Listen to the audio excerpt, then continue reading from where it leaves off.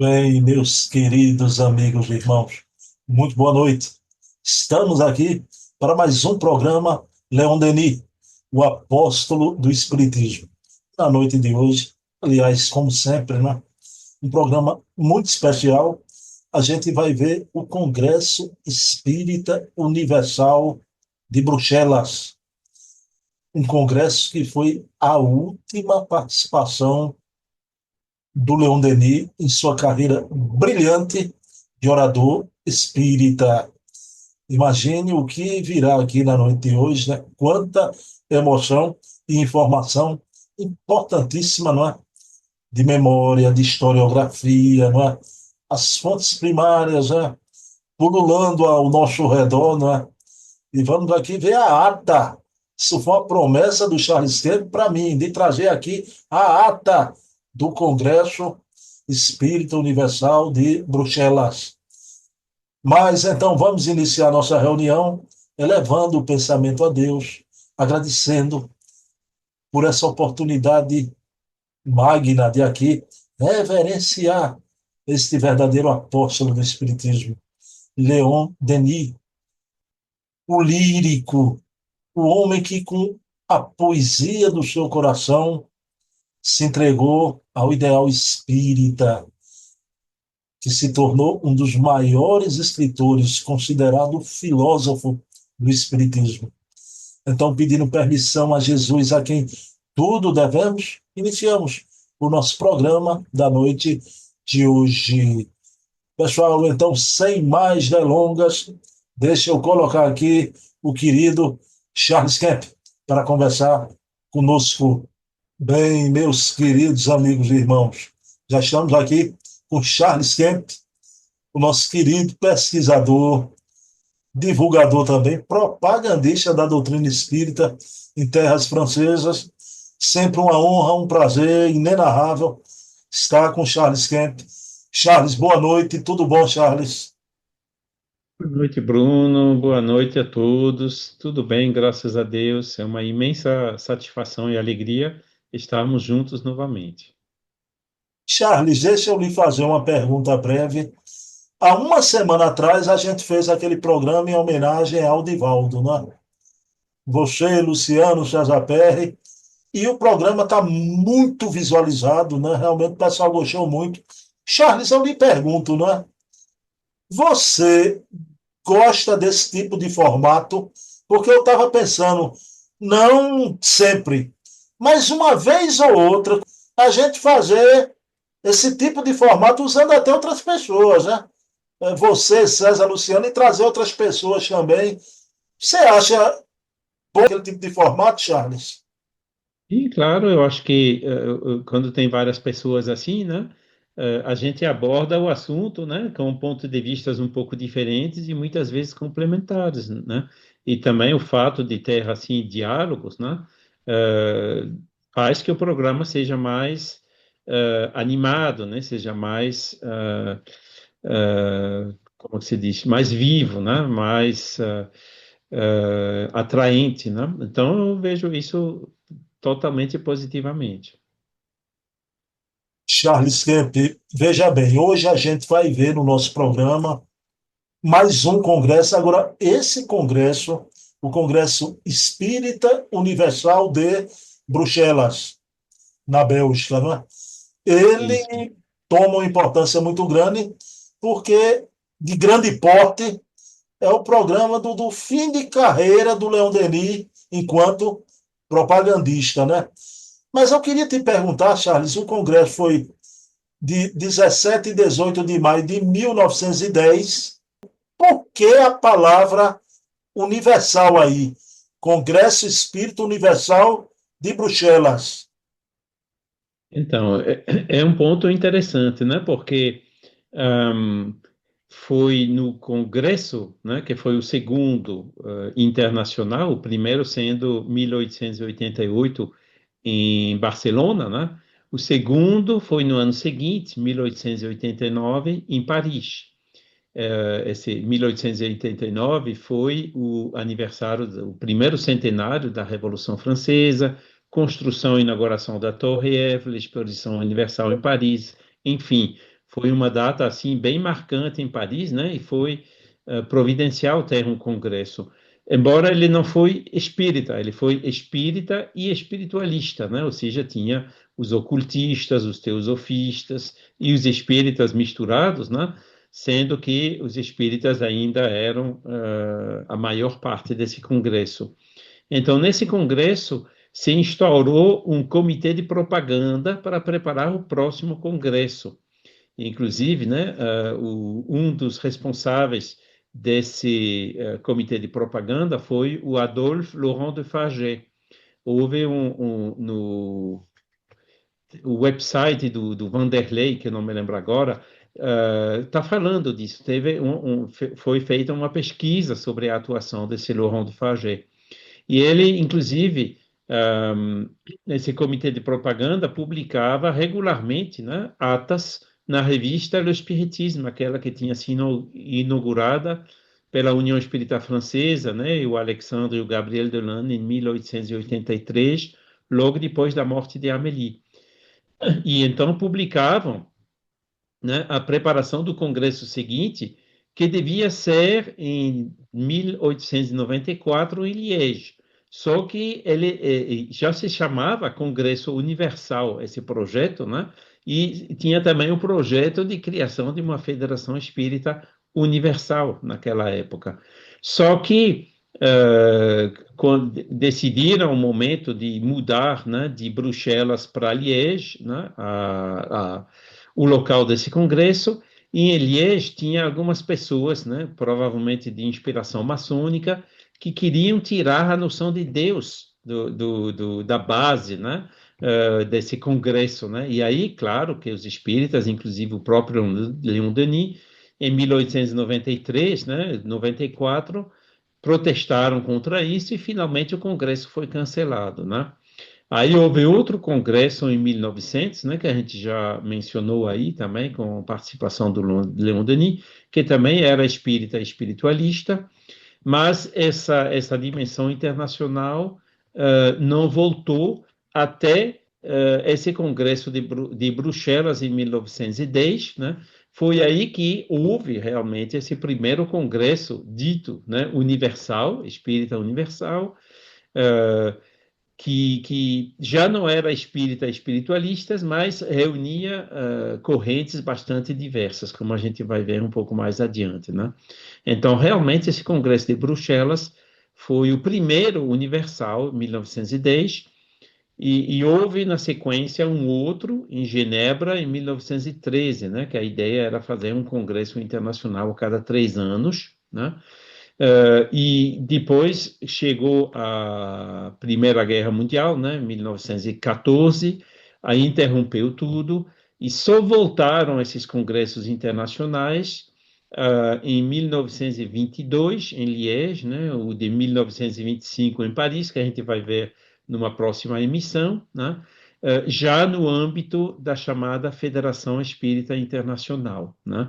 Então, esse Congresso de Bruxelas foi um primeiro passo, né, nessa organização de um movimento espírita a nível mundial e foi um dos motivos, né, que fez que Leon Denis né, participou, né, porque ele não queria perder, né, essa primeira etapa, né, de organização do movimento espírita a nível mundial e também de congressos, né, a cada 3 anos internacionais. Carlis, veja bem, Leon Denis foi convidado para o Congresso Espírito Universal de Bruxelas e a gente sabe que faz mais de 100 anos, né, Charles? As dificuldades eram maiores do que hoje em dia, não é? Eu queria perguntar a você, porque Leon Denis foi convidado e ele foi delegado da França e do Brasil. Terá sido alguma dificuldade? Pois é, porque naquela época, né, não tinha aviões ainda, né? As viagens assim intercontinentais se faziam de barco, né, de navio, e eram caras as viagens, né? Porque passava uns 2 semanas no barco, né, dormindo, comendo, né? E é como se fosse 10 diárias de hotéis de luxo mais a passagem, né? Ou seja, provavelmente, eu não tenho os detalhes, né, mas talvez buscando em reformador daquela época, né, acho que não tinha participante do Brasil, e foi aí que o Brasil pediu, então, a uma pessoa de confiança aqui na Europa, né, que eles confiaram em Leon Denis, que as obras dele já eram conhecidas lá no Brasil, traduzidas e tudo mais, né? Foi aí que eles pediram a Leon Denis representá-los e Leon Denis aceitou. O Charles, veja bem, o presidente do Congresso Espírito Universal de Bruxelas é o Clément de Samar. Tá? Ele vai fazer a saudação a Leon Denis e Leon Denis faz de improviso um agradecimento encantador. Leon Denis, de improviso, eu acho que era impressionante, né? Mas, Charles, você é pesquisador, a gente trata de fatos da história, né? Você contribui muito para a historiografia, que a gente vai trazer aqui é história. Eu vou tocar nisso aqui também. O Clément de Samar, a gente está em 1910, no Congresso de Bruxelas, mas houve uma polêmica com esse cidadão, uma polêmica braba, né? Em 1905. Você podia trazer aqui sobre esse acontecimento, essa polêmica? Sim. O Luc Lévent de Saint-Marc era jovem na época. Ele morava em Antwerpen, né? Anvers, Antwerpen, e Antuérpia, né? E ele era maçom, né? Mas maçom, mas também era espírita. E ele era uma pessoa assim com muitas capacidades de organizar e ele entrou no movimento espírita da Bélgica no início do século XX, né? E inclusive foi graças a ele que o movimento espírita na Bélgica começou a fazer congressos nacionais já em 1905, né? Que foi acho que deve ser um dos primeiros, já na influência do Clément de Saint-Marc, né? Onde participaram Leon Denis e Gabriel Dolan, né? A gente viu também numa live passada, nesse congresso de Liège.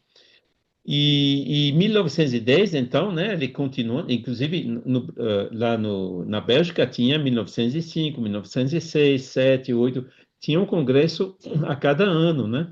E esse de 1910 tinha uma dimensão internacional, né? E também no impulso do Clément de Saint-Marc, né? Para retomar essa ideia, né? Que ficou um pouco cambaleante, né? Lá desde o comitê de propaganda, o Laurent de Fagé já estava mais velho e tudo mais, né? Ele retomou então esse movimento. Só que em 1910, né, ele estava na frente desse congresso, tinha muita admiração também por parte dos espíritas da Bélgica, né? Ainda, né? Só que alguns anos depois descobriram que ele escreveu uma brochura sobre a Eucaristia. E essa brochura, inclusive, ele já tinha escrito em 1905, como você disse, mas não era conhecida, ninguém tinha lido, né? E quando o pessoal leu essa brochura, ficaram horrorizados, né, com alguns conteúdos dessa brochura, né? De algumas práticas assim, né, que segundo o Clément de Saint-Marc existia na época de Jesus, né, ligados a esse assunto da Eucaristia, e que foram realmente coisas terríveis, né? E ele, inclusive, essa brochura não era espírita, né? Ele era autor, escrevia sobre vários assuntos, né? Só que é tão horrível o que tem naquela brochura, né? Que os espíritas não quiseram mais que ele participasse dos eventos espíritas, né? Trazendo, né, essas ideias, né, de espermatofagia, né, segundo ele, se praticavam na época do Cristo, né? E foi isso que fez que ele foi rejeitado da, da, do movimento espírita da Bélgica e também internacional, né? No Congresso de Genebra houve o voto de uma resolução dizendo a gente não quer mais esse indivíduo aqui por conta, né, dessas opiniões, embora não sendo espírita, que ele propagava, né, fora do espiritismo, mas com o mesmo nome dele, né? Então, essa polêmica não terminou por aí. houve a Primeira Guerra Mundial e no final da Primeira Guerra Mundial ele tentou voltar. E somente foi no Congresso de Liège, né, quando o assunto voltou novamente, em 1922, já com a Federação Espírita Internacional, que ele foi, então, afastado definitivamente, né, das últimas tentativas de comeback, né, de voltar que ele fez. Inclusive, o Chevalier Clément de Saint-Marc, ele morreu bastante idoso, na década de 1950, né? E ele tinha fundado um movimento, né, paralelo do espiritismo que ele chamava o sincerismo, né? Um outro ismo, né? Que, bom, retomava algumas ideias, mas depois as misturava com coisas assim de opiniões Ô, pessoais Charles, dele. Charles, deixa eu lhe fazer uma pergunta, né? O movimento espírita, aliás, tudo, né? É assim. O cara era jovem, né? Muito jovem, você disse, né? Escreveu uma besteira, mas a turma descobriu e realmente ele caiu em desgraça. Foi muito bom você pontuar que a gente está no Congresso de 1910, ainda não conheciam a obra de 1905, né? Mas eu queria Ninguém tinha perguntar a notado. você, Charles, você falou espermatologia, né? O que era? Era o ato de Espermatofagia. beber esperma entre os cristãos, para quê? Segundo essa tese absurda do Clement. Para quê? Exato. Perpetuar o quê? Termos assim de, sei lá, eu não li aquela brochura não, sabe? Mas segundo isso, né, transmitia a energia de um indivíduo para o outro, sei lá o quê. É fogo, rapaz. Então, o pessoal descobriu aquilo, coitado do Clement, né? Mas vamos lá. O Clement de Saint-Marc faz a saudação, Leon Denis, né? Agradece no improviso. Mas o Congresso Charles Kemp, eu vou mostrar no final, Charles Kemp me passou a ata, a gente vai mostrar aqui, do Congresso Espírito Universal de Bruxelas. Mas o Congresso tratou mesmo, foi de magnetismo, né? E de ciências psíquicas ou psicósicas. É um neologismo, psicósicas, dos espiritualistas do fraterniste. Agora eu vou mostrar aqui, o Charles Kemp tem aqui a imagem dessa publicação fraterniste. E volto para perguntar ao Charles o que se trata isso realmente. Isso era um jornal espiritualista que criou esse neologismo aqui, foi isso? Exato. Era um Instituto Geral Psicósico, né, como podem ver, que foi criado no norte da França, né? E esse número aí é o número de 1910, o primeiro número dessa revista, que existiu durante vários anos, né? Inclusive, esse Instituto Geral Psicósico existe ainda hoje, né? Mas eles estavam voltados assim, por exemplo, se você procura Kardec nesse jornal, não encontra, né? Porque aquelas pessoas naquela época eram mais assim orientados para as curas, né? O magnetismo de cura e a mediunidade de cura, né? Inclusive apareceu também um outro curador chamado Antônio, né, que estava na Bélgica, e que fundou também um movimento de cura, né, que se chama o Antoinismo. Não sei como que traduziria isso em português. É um outro ismo, né? Mas essencialmente virado para a cura do corpo, né? Claro, enquanto que o espiritismo, né, apoia também a mediunidade de cura, mas o papel primeiro do espiritismo é curar a alma, né? Antes de curar o corpo físico. Então, eles inventaram essa palavra psicosia, né? Que inclusive se usa hoje, e na época também se usava a psicose, né? Que é uma doença estudada na psiquiatria, né? Psicose. Então, eles usavam essa palavra, mas no sentido diferente, né? Que eles pretendiam explicar as coisas do acaso, né? Então, a gente pode ver por isso, né? É o pouco que eu consegui pegar, né? Do que eles defendem aí, né? Porque nem sempre está muito claro, né? Seja alguma coisa assim bem confusa e bem afastada, né, do espiritismo, né, embora espiritualista, né? Então, o Luce, né, quando ele faz essa colocação, né, lamenta um pouco isso, né, que, bom, magnetismo de cura, né, as ciências psíquicas, que era realmente muito desenvolvida naqueles anos, no final do século XIX e início do século XX, com pesquisas, inclusive, interessantes, né, com as Apia Paladino, materializações, etc., né? E essa psicosia, né? Mas que se falava mais desses assuntos do que de espiritismo de Kardec, né? Bom, eram as tendências da época, né? E pelo visto, né? O seu Clément de Saint-Marc já tinha assim abria o leque, né? Para, embora não fosse um congresso espírita espiritualista com os teosofistas e tudo, como acontecia alguns anos antes, né? Esse congresso de Bruxelas em 1910 não se pode afirmar que era um congresso genuinamente espírita também, né? Ok. Charles, pegando aí onde você parou na tua explicação, né? Seria um congresso não genuinamente espírita. O nosso querido e grande pesquisador, Carlos Sete Bastos, da sua trilogia, ele tem sua última obra, aliás, a penúltima, né? Espiritismo sob investigação, analisando sua progressividade. É uma obra toda que trata dos congressos, né? E está gravado aqui numa live, né? O Carlos Sete Bastos diz uma coisa que eu sou obrigado, ouvindo você também, a concordar, né, com o Carlos Sete, né? Você disse que um congresso que não era genuinamente espírita. E o Carlos Sete diz, né, que a surpresa, quando a gente vai estudar os congressos, é que eram um saco de gato. Tinha de tudo, né, Charles? Essa avaliação é correta, né, Charles? Aí é que está o problema, né? A gente conversou bastante com o Carlos sobre esses assuntos, né? A ideia de Kardec, Kardec ele falava dos congressos, né, no projeto 1868, mas na ideia de Kardec era dizer, ok, o Espiritismo já estabeleceu esses pontos básicos, né, que são paradigma espírita, existência da Deus, existência da alma, comunicabilidade da alma, reencarnação, etc., né?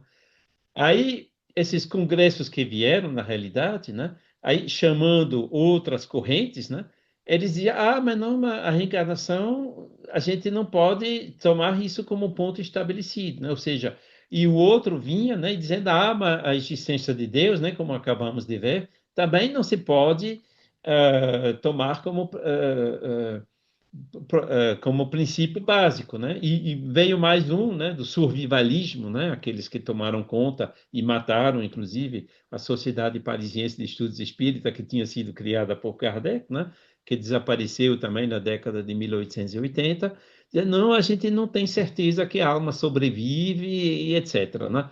Ou seja, em vez de pegar essa base e construir e crescer em cima dessa base, eles recuaram, né? Porque vinha gente de outras correntes que não tinham ainda adquirido essa base, né? Então, a ideia era de chamar mais gente, né? Mas o que isso custou um recuo com relação ao paradigma espírita, né? Só foi no final do século XX, né, que realmente os congressos genuinamente espíritas, na base de Kardec, recomeçaram, né? E essa obra de Carlos Sete mostrou bem isso, né? Tinha muitas intervenções, né, durante esses congressos de indivíduos aqui e ali. Mas eu não acho que é assim, acho que é assado, né? Como dizia Carlos, né, um saco de gatos, né? E não foi o que Kardec quis, né? Partir da base dos pontos considerados adquiridos, né? Para aumentar, né? E fazer que esse paradigma crescesse, né? Foi basicamente um recuo, né? E, inclusive, nesses congressos que eu mencionei rapidinho, né, na década de 1920, né, que foram até 1980, né, com a Federação Espírita Internacional, né, eu tenho, por exemplo, as atas, né, que acho que parece que Carlos fala no livro, né, dos congressos de 1960, né, mais recentes, ainda tinha essa discussão, um que dizia tem reencarnação, o outro que dizia não tem, né? Ou seja, ainda afastados, né, daquela base que já era paradigmática, né? Estabelecida por Kardec na década de 1860, né? Então foi isso, né? Não houve realmente congressos tipo daqueles que Kardec queria, né? Eu acho que o que mais se aproxima desses congressos, né, são, por exemplo, os congressos da ENLIP, né, aí no Brasil, né, da Liga de Pesquisadores do Espiritismo. Esses sim partem do paradigma espírita e buscam desenvolvê-lo, né, aprofundá-lo e partir dessa base para ir mais adiante, né? Mas né, até os próprios congressos do Conselho Espírita Internacional era mais assim palestra de um, palestra de outro, não era realmente pesquisa sobre pontos fundamentais do paradigma espírita, né? Agora, o da Enlip é realmente uma iniciativa né, do querido Eduardo Carvalho Monteiro, né, que eu tenho bastante saudade dele, né, que ele lançou um pouco essa ideia e hoje tem muitos continuadores aí, né, do Alexander Fontes da Fonseca, do Moreira Almeida também, né, e do Silvio Chibene e outros pesquisadores que estão realmente seguindo essa linha. Carlos, você citando o Elipe, mas um pouco tempo atrás você citou o grande e querido pesquisador Vanderlei, né? O site é Autores Espíritas Clássicos, João.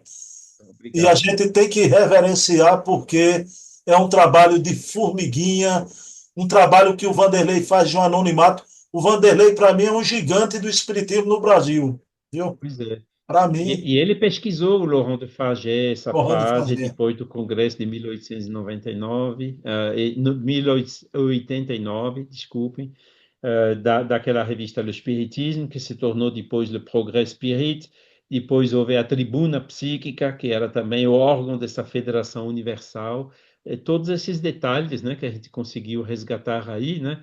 Ele sempre gosta de indivíduos que nem o Vanderlei, que eles colocam pressão, né? Aí a gente tem que correr atrás, buscar, né, as fontes, né? E depois tem essa análise feita, né, para a gente melhor compreender esses primeiros passos. Charles Kemp tem 1,90 m de altura, né? O Isso. Vanderlei, o Vanderlei é um gigante do espiritismo, mas enfrentava você numa luta de boxe, viu? Pois é, eu encontrei com ele lá no CCDPE, quando Júlia Nezu me levou para lá em 2019, um pouco antes da pandemia. Foi ali que eu conheci o Adriano Calzone, conheci o Vanderlei, conheci o Pedro Nakano, né? Aqueles irmãos, né? Que ficam tocando, né? Essa fundação que nos legou o nosso saudoso Eduardo Carvalho Monteiro. Ô Charles, uma coisa que eu gosto, você citou o ELIP, né? O Encontro da Liga dos Pesquisadores e Historiadores do Espiritismo.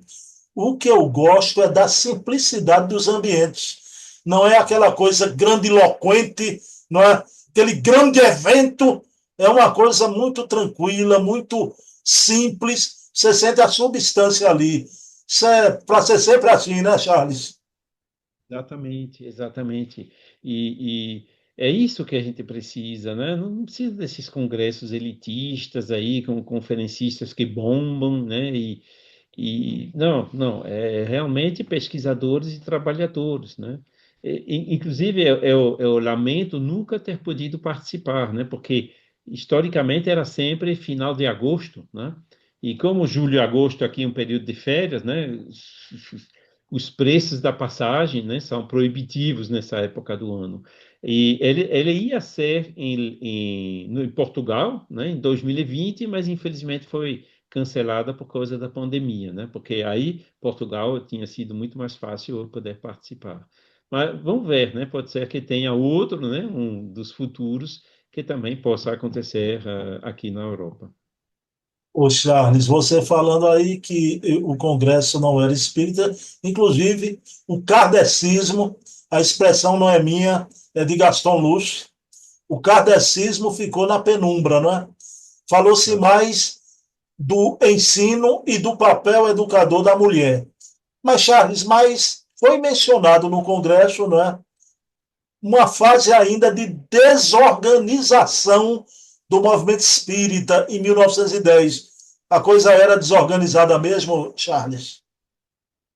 É porque, né, não tinha assim entidade internacional naquela época ainda, né? Até nacional, né, na França, deixa eu me ver, também não tinha entidade nacional na França, né? Que a União Espírita Francesa, ela tinha sido criada em 1882, mas foi extinta em 1991, 92. E a nova União Espírita Francesa só foi criada em 1919, depois da Primeira Guerra Mundial. Então, naquela época, não tinha entidade federativa na França, mas tinha um grupo, né, Instituto de Pesquisa Psíquica, né, que era dirigido por Gabriel Delanne, que fazia esse papel, né, de contato entre os espíritas franceses, né, embora não sendo uma instituição específica para isso. E na Bélgica, né, isso tem que reconhecer, né, da personagem, Le Clément de Saint-Marc, que conseguiu fundar novamente, né, a União Espírita Belga, né, naquela época, né, que tinha, né? Só foi depois do período entre as duas guerras que o movimento conseguiu se estruturar um pouco melhor. Só que hoje, quando eu vejo, a desorganização continua, né? Porque tem o Conselho Espírita Internacional de um lado, né, com vários países que saíram de lá, Bélgica, Inglaterra, Argentina, Colômbia, não estão mais no SEI, né?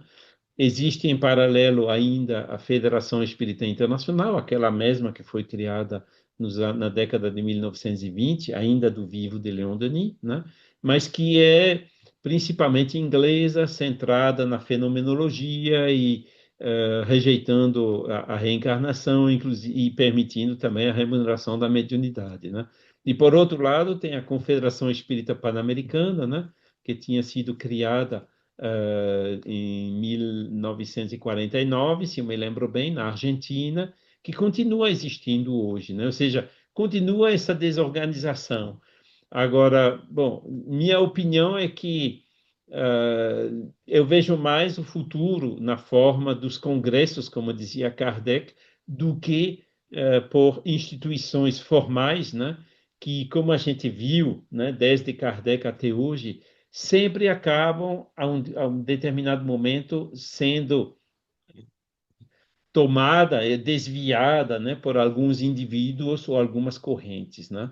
Então é melhor ter um movimento espírita, assim, vamos dizer assim, mais livre, né, de acordo com a lei de liberdade, unindo-os em torno de temas e de projetos de trabalhos concretos, do que entidades querendo representar e com secretários gerais, que eu fui secretário-geral do SEI até 1900, até 2016, mas desse jeito eu vi logo que não é desse jeito que a gente vai conseguir estruturar o movimento espírita no mundo. Ainda precisa de muita reflexão ainda sobre esse assunto. Bom, Charles, num congresso como esse, houveram várias proposições, né? O Leon Denis faz uma proposição muito preocupado com as fraudes. E ele faz um pedido para os grupos de estudos e de experimentadores sérios se debruçassem sobre os fatos dos fenômenos de transporte, de materialização. Eu queria perguntar a você essa preocupação do Leon Denis com as fraudes, mas que você falasse que, infelizmente, Charles, na época de Kardec, não havia os fenômenos de materialização.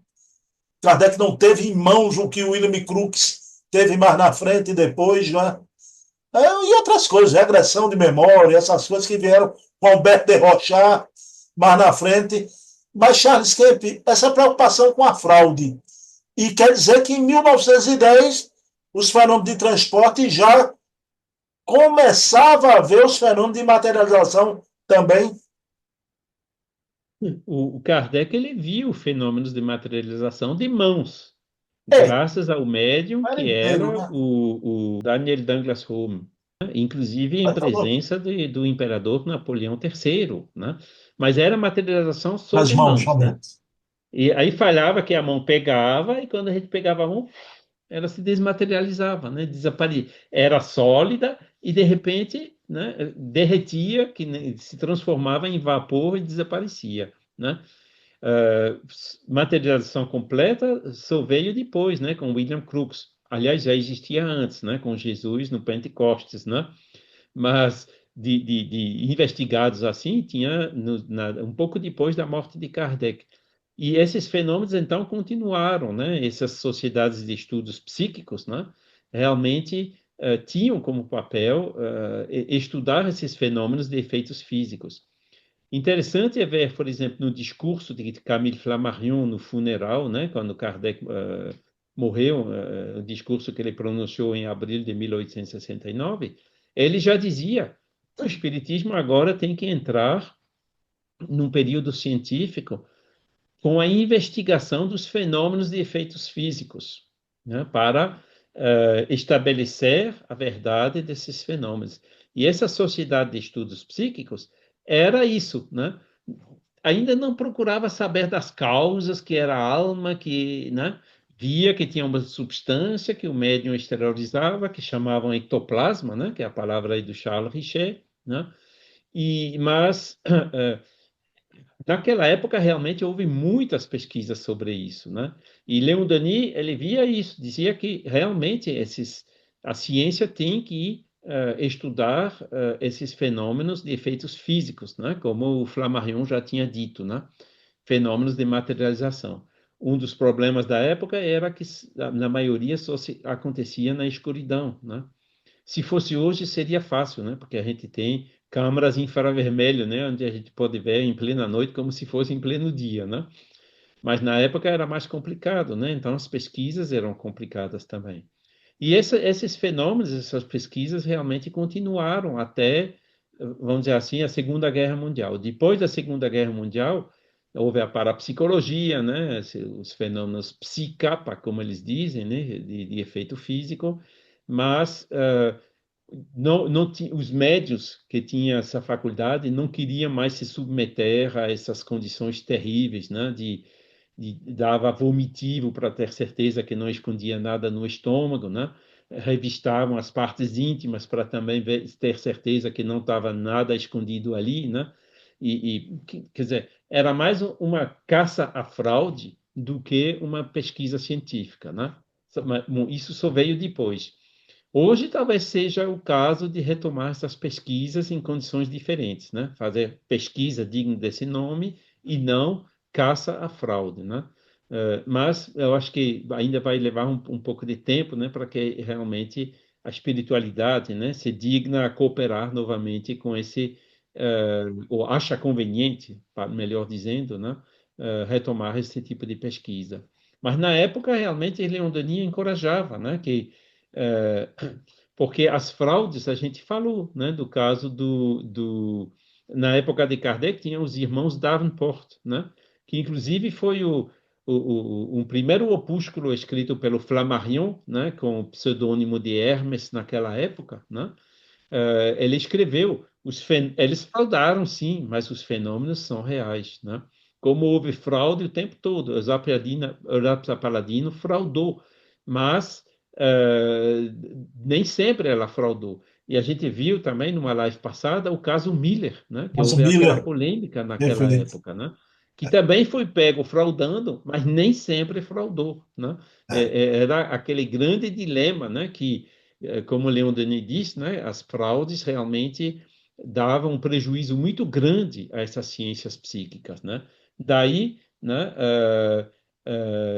a proposta que ele fez naquele congresso de retomar seriamente esses estudos, né, sem pressuposto contrário ou a favor, né, fazendo isso com a maior neutralidade e objetividade possível. Charles, eu queria lhe fazer uma pergunta, mesmo você sendo um homem da pesquisa dedicado à historiografia, mas uma pergunta a você. Você citou Daniel Douglas Home, né?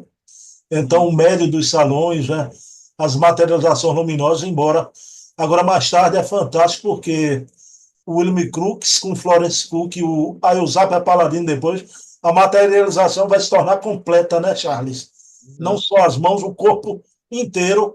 Ô, Charles, na reunião do dia 17 de maio, o Leon Denis vai proferir, na sessão da noite, durante a noite, um discurso inesquecível, né? A missão do século XX, né? Todo aquele prognóstico que seria o século XX. Mas eu queria perguntar a você, Charles. O Espiritismo teve pouco mais de 3 décadas com Kardec, na França. A gente está aqui nesse século, já estamos quase 30 décadas desse século.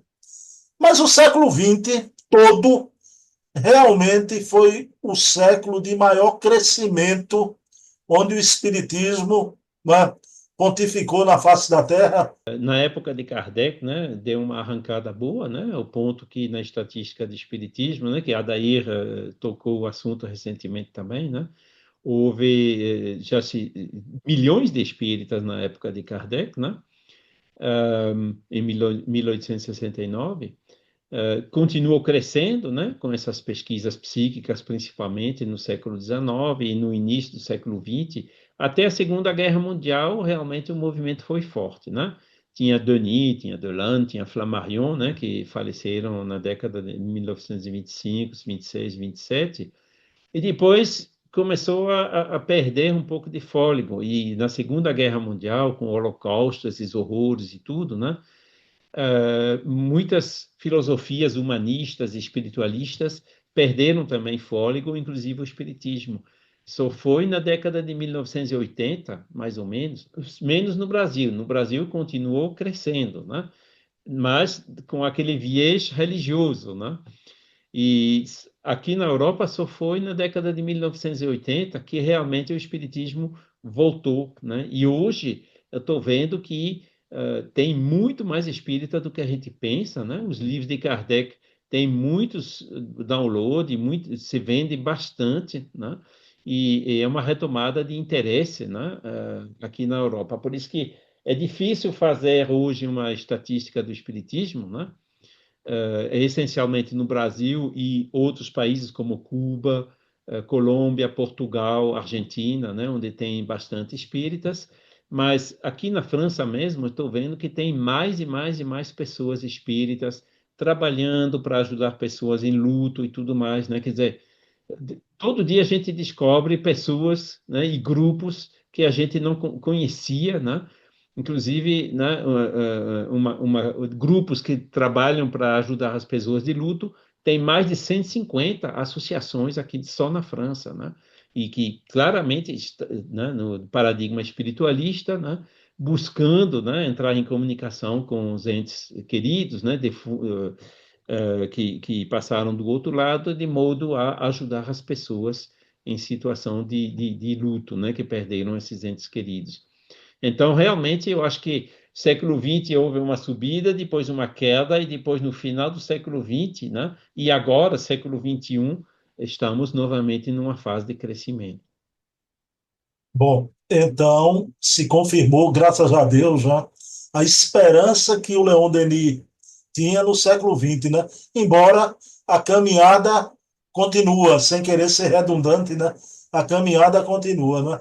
Charles, Pois é. E mas essa missão vamos. do século XX, né, foi uma das últimas grandes palestras, conferências que ele deu, né, em 1910, lá em Bruxelas, né? E, inclusive, ele deu outras sessões dessa mesma conferência em Paris, né, que foram noticiados na Revista Espírita daquele ano, né? E, né, porque ele já tinha, como se diz, né, 64 anos, né? Charles, mas na reunião do dia 19 de maio, ele vai proferir uma palestra arrebatadora, não é? Por isso que eu vou pedir a você licença. Eu queria que o Gaston Luz, aqui com o texto dele, né, trouxesse como era a ambiência escutando o Leon Denis. Deixa eu compartilhar aqui esse texto.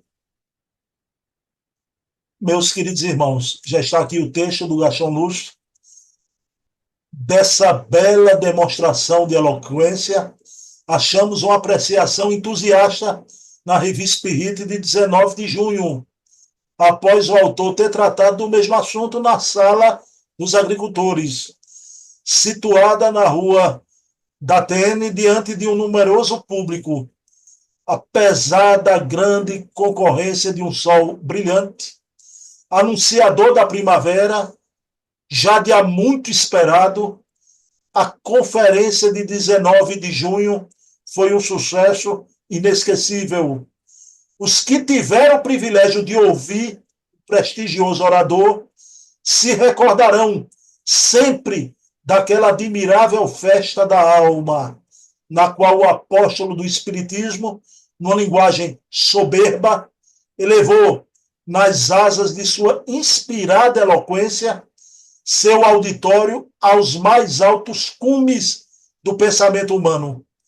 A multidão que acorreu para ouvi-lo, comprimida com grande sacrifício na rua da Tene, multidão onde se acotovelavam numa mistura verdadeiramente democrática todas as classes da sociedade, magistrados, advogados, médicos, artistas, vibrava com a palavra do mestre, melodioso eco das harmonias do além, como Stradivarius sobre o arco de um Paganini, como o grande e belo violino de um Paganini, meu querido Charles Kemp. O tema da palestra do Denis foi que as entidades espirituais, por toda parte, se comunicavam para provar a imortalidade ao homem da Terra, não é? Charles Kemp, que orador, que noite. Quer dizer que o clima das palestras eram assim? É pena, né, que a gente não tem filme ou nem gravação áudio dessas conferências, né? Seria uma bênção, né? De vez em quando a gente tem transcrições, né? Porque ou ele dava o texto do discurso, ou então o stenógrafo, né, conseguia captar. Esse texto dessa conferência da missão do século XX, de Leon Denis, infelizmente, a gente não tem. A gente só tem apreciações como essa, né? Que foi publicada na Revista Espírita de 1920, né? E, inclusive, Leon Denis ele escreveu também no final do Problema do Ser e do Destino, credo do século XX, né? E nessas conferências, provavelmente Leon Denis já anunciava, né, essa mudança de paradigma e tudo, porque ele era otimista, né? Que nem o espírita deve ser sempre otimista, né? Mas próprio Kardec, né, quando era otimista assim, no século XX tudo vai mudar, porque tem que colocar, tem que emendar um pouquinho, né? Porque a noção de tempo, né, sempre se engana, né? E o que provavelmente Leon Denis via naquela época para o século XX, né, ainda está por vir, talvez no século XXI, no nosso, né, ou no século XXII, quiçá século XXIII, né?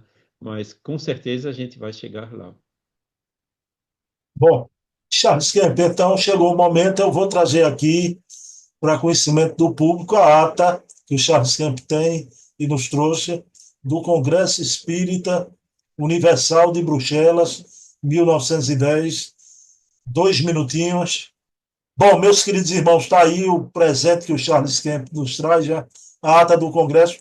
Charles, eu vou lhe perguntar sobre a ata, mas também como é que você conseguiu a ata deste Congresso? Pode falar sobre a ata? Sim, sim, tranquilo. Mas eu acho que eu tenho um exemplar aqui na minha biblioteca, né? E eu fui também atrás, que lá em Liège, né, tem a biblioteca da Federação Espírita da província de Liège, que também tem essas atas. Então, fizemos, já faz um tempo, né, uma campanha, né, de digitalização de todas essas atas, né, material imenso, né, que serviu para o Carlos, né, escrever essa última obra, como a gente viu, né, e todas elas se encontram para descarga gratuita lá no website da Enciclopédia Espírita, né? espiritismo.net, N-E-T, né? E tem uma pasta congressos e ali vocês vão ver, tem 30 ou talvez mais, né, dessas compilações. E quando você vai bem no fim, pode pegar o elevador à direita, né, para ver aí sur le Clément de Saint-Marc, o que Gaston Luce falou, né? Agora vai lá no fim, bem no fim, tá, tem as fotos. Aqui no meio tem Le Chevalier Le Clément de Saint-Marc. Pronto, tá vendo? Ele estava bastante jovem, né? Tinha umas medalhas aqui, né? E dois outros, o senhor Fréquin e o senhor Van Gebergen, que trabalhavam com ele, né? Na Federação Espírita Belga, né? Que tinha sido fundada já naquela época, né? E Quer quando dizer você que vai... aqui é o Clément de Saint-Marc da Isso, polêmica do livro Eucaristia, né? exatamente. Aqui, E isso é uma foto, né? Tinha uma exposição em Bruxelas também. Aqui tem alguns dos participantes. Eu reconheço alguns, né? Eu reconheço o da Alemanha, da Holanda, mas Leon Denis não está nessa foto, não, né? São são os parte das delegados de delegações que cada vieram do país, né? Congresso. Exato, Os delegados. delegados. Aqui você tem o comitê organizador, né, que organizou o congresso, né, é o senhor Pierre e os três outros aí também da Bélgica.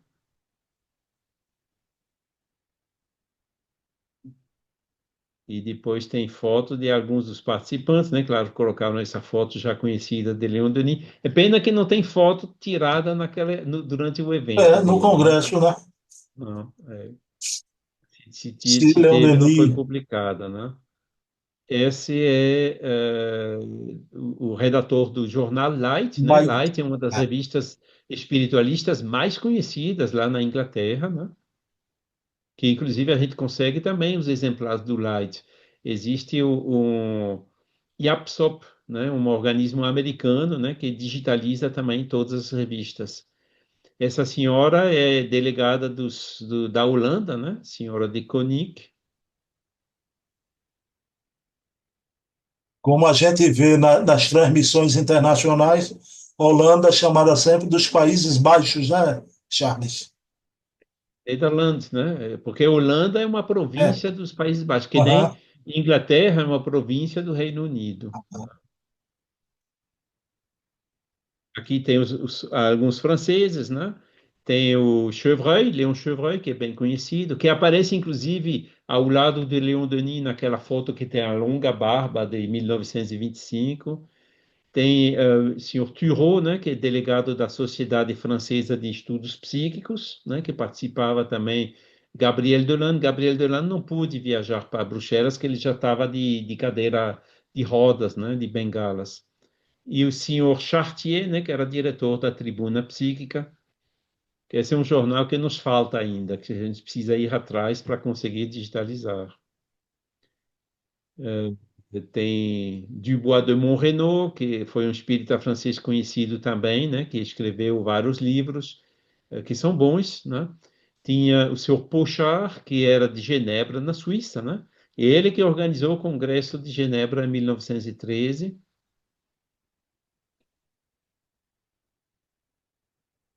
E aqui você tem esses famosos representantes dessa escola psicósica, né? O Jean Béziat, Paul Piot e o senhor Bonardot, né? Aquela novidade que tinha naquela época, né?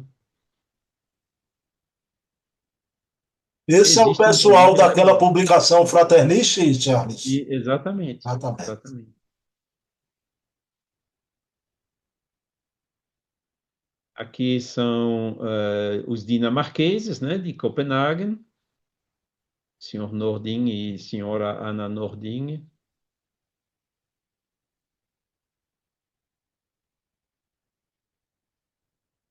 Esse Aliança Espiritualista Francesa, né, Albert Junet, que era também uma corrente um pouco paralelo, né, que inclusive chamada espiritualista, né, e não espírita.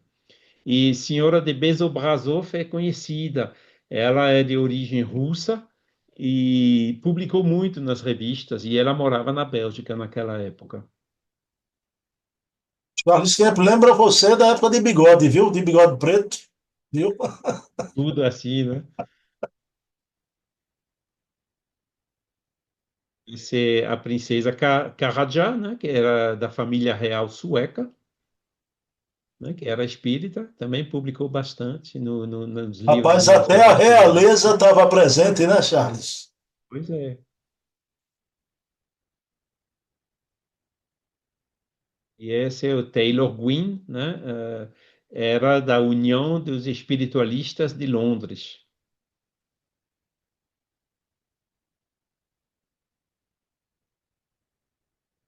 E aqui você vê, né, o Hector Durville père, já não são fotos, né, são desenhos. O Hector Durville, né, ele falava de psicósico e do magnetismo, né, daí as fotos que tem na ata também, né? E Hector Durville escreveu muitos livros sobre magnetismo, tinha uma escola de magnetismo muito grande, que inclusive depois foi continuada, né, pelos filhos dele, né, um deles chamado Henri Durville. E isso continuou até depois da Segunda Guerra Mundial na França, né? E tem também a senhora Lambert, né, que aparecia, né, como que a gente diz isso, né? Ela Isso tinha foi uma algum cicatriz fenômeno, aí, Charles? um dos fenômenos do magnetismo, né? Ok. Ela tinha. O Hector Durville, ele escreveu um livro sobre fotografia do fantasma dos vivos. Não sei se esse livro existe em português no Brasil. E ele fazia saída de corpo, né? Fazia que o espírito saísse do corpo físico e aí fotografava. E que nem o Rorschach fez, né, a exteriorização da sensibilidade, ele às vezes dava umas alfinetadas ou dava uns socos, não na pessoa, mas na cadeira de lado, que estava vazia, onde tinha o fantasma dele. E o soco que ele dava no fantasma acabava se transmitindo para o corpo do médium que estava do lado, que não sofreu golpe diretamente Perfeito. nenhum, entendeu? Esse é o Provavelmente teria experimento que sido ele uma fazia. coisa assim, né? E essa é uma foto, né, que o conseguiu lá, que é uma foto conhecida, né, da casa dos irmãos Fox em Harrisville, né, que ainda existia, onde ainda tinha peregrinações naquela época, né? Eu sei que no intervalo a casa não existe mais, mas naquela época ainda tinha. Charles Kemp, que foto fantástica, Charles, né? Então, lá, a mansão de Radswine, das irmãs Fox, do pastor John Fox. E aqui tem uma casa que era mal assombrada na Bélgica, né? Que é o Chevalier Le Clément de Saint-Marc, ele escreveu coisas interessantes, né? Colocando a Flammarion polêmica à escreveu parte, né? sobre a Maison Ranté, né? Flammarion, Exatamente. O Camille Flammarion escreveu Flammarion. e ele também foi lá nas casas investigando, resolvendo os problemas às vezes, né? O Chevalier Le Clément de Saint-Marc teve atuações muito boas, né? Fora daquela polêmica que a gente mencionou, né? Ô, Charles, eu nunca tinha visto, né? O livro de Flammarion, As Casas Mal Assombradas, embaixo ele coloca entre parênteses Le Maison Hanté, né? Isso. Ele coloca, é impressionante, Charles, que coisa, que presente. É. Então, interessante, nessas atas antigas, assim, às vezes tem fotos, né? E daí a gente vê as personagens, então, daquele tempo. Então, Charles, quer ver esse divã de fotografia? Vou deixar aqui o pessoal organizador do Congresso, onde anda cada qual, a reencarnação existe, né? O século avança, esse pessoal, oxalá, estejam colaborando até hoje com o Espiritismo, a gente só tem gratidão, mesmo sendo um saco de gato, tudo muito incipiente, mas foi uma tentativa nobre e maravilhosa, né? Exato. Perfeição não existe, né? Pois é. Sempre houve ninguém sendo perfeito, né? Né? O Clément de Saint-Marc tinha muitas qualidades, mas também tinha algumas ideias um pouco esdrúxulas, vamos dizer assim, né? Bom, é assim, né? A gente deve reconhecer as coisas boas que ele fez, e ele, como espírito, né? Talvez reencarnado, com certeza progrediu, né? E é isso, né? Mas, bom, são esses sacos de gatos, né, que existem não somente nos congressos, mas também no movimento espírita como um todo. Charles, veja bem, né? A gente sabe que o Denis ainda vai participar do Congresso de 1913, mas de grande porte foi esse aí, o Congresso Espírita Universal de Bruxelas, e o Denis encerra a sua carreira, acaba a carreira de forma com retumbante sucesso. Denis tinha aí 64 anos de vida, encerrou a carreira, o bom combate e guardou a fé. Esse é quase o epílogo final da vida de Leon Denis, né, Charles? Grandista, né? Mas, porque né, ele já estava com 64 anos, já tinha perdido a mãe dele, né? Inclusive, logo depois veio a Segunda Guerra Mundial, né? Que foram mais 4 anos, né? Ou 5 de recluso, né?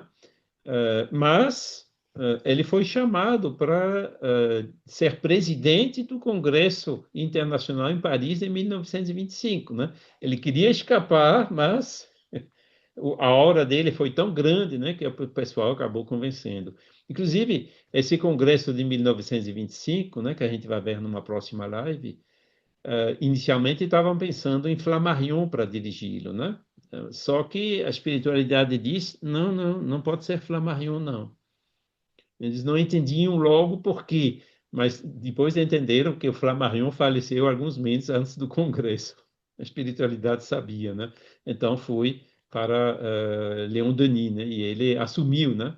Aquela foto, né? Com a grande barba branca tirada lá naquele congresso onde participou o Arthur Conan Doyle. Mas isso é para a próxima live. Bom, Uma próxima live, né? Charles Campione, gratidão. Eu juro a você que você trazendo essas fotografias ali do Congresso, eu estou aqui ainda arrepiado, Charles, né?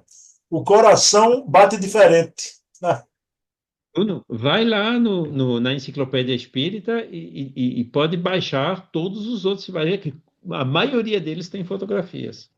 Eu vou, quem sabe, Charles, deixa eu dar uma olhadinha com atenção.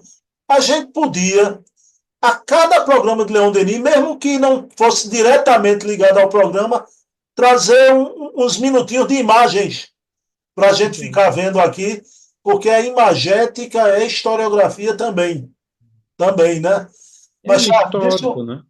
É alguém quando que a eu gente vejo essas identifica. fotos e fico arrepiado e o coração bate, é porque hoje vale a pena, a gente sente que vale a pena o esforço que cada um faz isoladamente para divulgar a doutrina, né? Porque você vê quantos irmãos passaram o bastão, né, Charles? E isso é uma coisa que, né, foi mais uma vez o Eduardo Carvalho Monteiro, né, que me transmitiu esse vírus da pesquisa, né? Inclusive, eu sentia um chamado já na década de 90, né? A gente ficou conversando recentemente com Silvio Chibeni, né? A revista Espírita era pouco conhecida no Brasil. Tinha em algumas bibliotecas assim, né, no Paraná, na FEB, mas as primeiras digitalizações a gente fez em 98, 99, né, na ocasião dos 140 anos, né? Aí cada mês a gente escaneava um novo mês, né? Depois a gente via, o sucesso era tanto, né, que a gente acelerou e escaneou a série toda, né? E foi, vamos dizer, os primeiros passos, né, desse resgate dessa história, né? E depois, né, tomou todas as revistas, não só espírita, todos os livros, as atas dos congressos e tudo. É um material imenso, né? Milhares e milhares de páginas que estão aqui à disposição, gratuita, repito, né, de todos os pesquisadores do mundo inteiro. Bom, resta-nos apenas agradecer ao Charles Kemp e a todos vocês que assistiram esse programaço mais uma vez, né? Meu querido Charles Kemp, você faz a prece final? E com prazer. Vamos então elevar os nossos pensamentos para Deus, nosso Pai, inteligência suprema e causa primeira de todas as coisas. E para todos esses mentores, esses guias espirituais que ele nos envia, inclusive um guia espiritual dedicado para cada um de nós aqui encarnados, nos ajudando a vencer essas dificuldades naturais do cotidiano, a encontrarmos o caminho da felicidade, o caminho da harmonia com as leis divinas ou as leis naturais. E também Deus nos envia esses outros missionários, incluindo Jesus, que foi um dos maiores, Kardec, mas também Leon Denis, Gabriel Delane, Chico Xavier, Divaldo Pereira Franco e tantos outros que vieram nos legar algumas desses ensinamentos, dessas lições, que nos ajudam não somente pelo exemplo que eles deram e que podemos tentar seguir, mas também esses ensinos que eles nos trouxeram para fortalecer essa nossa fé raciocinada, né? Essa fé que vai ser o maior estimulante, né, do paradigma espiritualista para um mundo melhor, né, opondo-se ao paradigma materialista, que ao lado dele é o maior estimulante do materialismo e da violência. Agradecemos imensamente por tudo isso, né, por a gente poder ver o que nos aguarda no futuro, a gente permanecer otimistas, apesar das dificuldades do cotidiano, dessas notícias difíceis que se acumulam, né. Sabemos que a Terra irá melhorar, com certeza, que as consciências das pessoas, dos encarnados, se acordará, né, para ir para um mundo mais sustentável e mais feliz. Mais uma vez, obrigado, Bruno, também, por permitir essas emissões, essas lives, a gente compartilhar esses ensinos lindos de Leon Denis, desejando que eles possam ser proveitosos a todos e a todas, inclusive aos espíritos que estavam conosco hoje. Muita paz a todos. Que Deus nos acompanhe. Bem, meus queridos irmãos, mês que vem estaremos aqui com mais um Programaço Leão Denis, o apóstolo do Espiritismo, com ele, Charles Kemp. Quero dedicar esse programa à minha mãe Eva, que habita o plano espiritual. Minha mãe, te amo. Charles Kemp, mais uma vez, merci beaucoup, viu? Merci à toi, Bruno. Gratidão e estamos sempre juntos, viu? Paz e bem. Paz e bem.